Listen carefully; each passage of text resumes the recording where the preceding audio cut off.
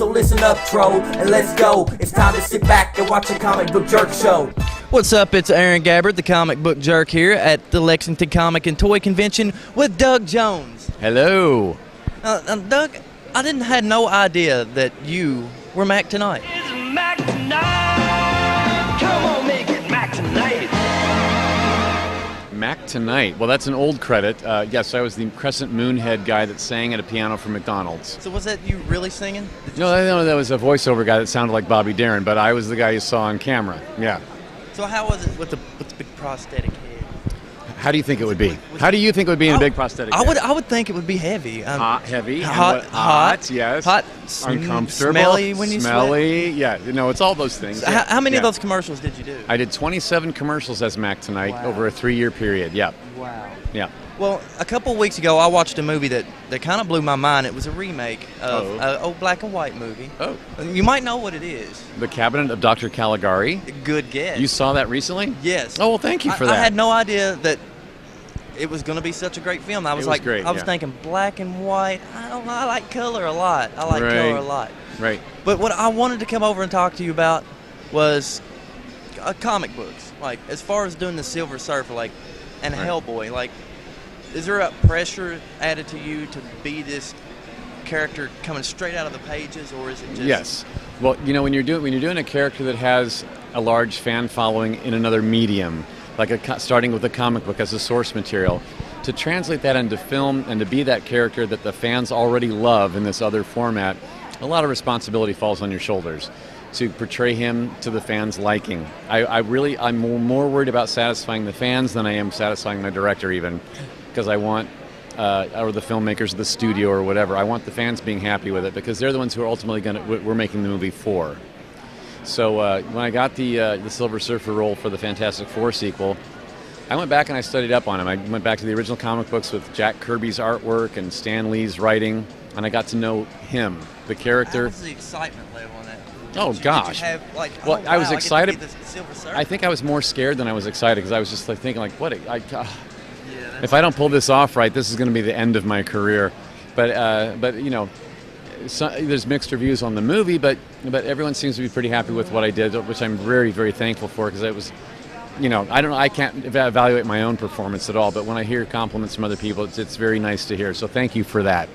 I heard a lot of rumors on the internet, this could be rumors, that they might have made a spin-off Silver Surfer movie. Was you ever approached? Oh yeah, when I did the Silver Surfer movie with the Fantastic Four, that was the first of a 3-picture contract. So they had the option to use me for 2 more films, and there was talk of a script had been written for a Silver Surfer standalone movie, and but that was about 5 years ago, and the studio never did anything with it. So. As much as I do now. I'm totally in the dark. I have no idea if we're ever going to get to do it. I would love to play him again, because he's an iconic favorite character. But who knows? Do you have I'm on to a others. favorite character that you played in? I would say my favorite costumed character I've ever played, even more than the Silver Surfer, whom I love, was Abe Sapien from the Hellboy movies, the blue fish guy. He's probably my in my heart and soul. And we, having done 2 movies as him. 2 animated films that I voiced and a video game, we've gotten to know each other pretty well. Yeah. I think that might be one of the fans' biggest top choices for you. Whenever they think of your name, Doug Jones, they think, I don't think the Cabinet of Dr. No, they don't think the Cabinet of Dr. Caligari. They don't think even though it's a great video, you can find it on DVD out there, or maybe Netflix. Great Netflix. Great film. Thank you for that. Wow. So is there any more talks of Hellboy 3, or are they in talks? I haven't, no one's talked to me about it. Now it's showing up on IMDb again as announced, and then Ron Perlman, Selma Blair, and I are on that page as rumored. No one's told me the rumor yet. So is it harder to do an animated version than it is to do the character? Oh no, it's much easier to do an animated version for me, now not for the artists, but who make all the visuals. But for us, it's much faster. We get to go in and voice everything. Without having to worry about all the camera setups and the set pieces and the action and props and all that. You don't have to worry about any costuming, makeup, 5 hours of makeup. Don't have to do that for voice.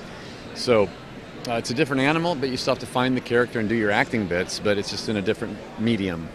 And one final question. Out of all the costumes, what was the most difficult to sit in the chair, you know, the whole process. Probably the fawn from Pan's Labyrinth. If you remember the movie Pan's Labyrinth, I was the fawn Pan, and also the pale man. This guy, his eyes in his hands. But the fawn character was so complicated and multi-layered, multi-pieces, mechanical bits that made my ears flap and my eyes squint, and all glued into, blended in with the makeup and mechanics and stilt feet. I was 7 feet tall and finger extensions, and it was a lot. It took 5 hours to get into that one. Yeah.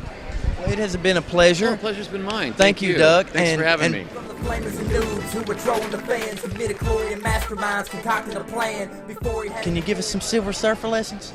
Silver Surfer lessons? How did you have to stand? Like, was it a lot of different ways? Was it a green screen board? I was on a board that had dots on it that they could then CG digitally put in a surfboard later.